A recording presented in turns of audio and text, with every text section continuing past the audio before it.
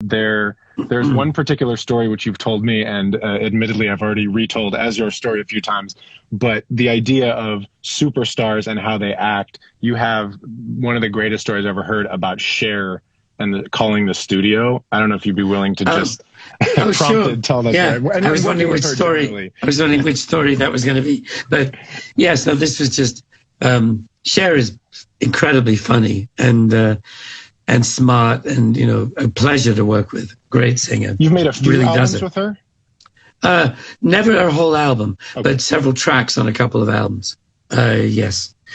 I think, as I said, When You Tell Me That You Love Me that was Diana Ross, sorry. Cher, the biggest Cher hit might have been our version of It's in His Kiss from Mermaids, which was #1 all over the world, not oddly in America.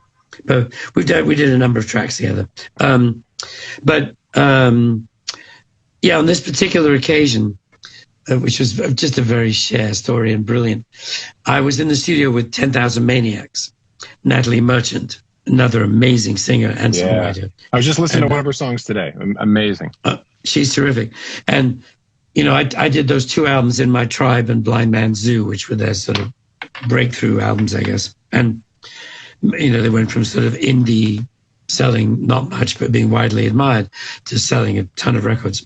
And anyway, we were making the second album, and we were in some studio in upstate New York.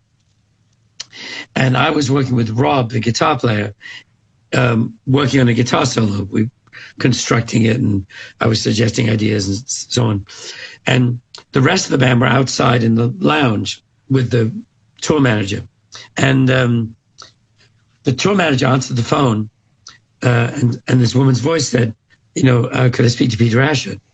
And he said, he's in the studio right now working on an overdub.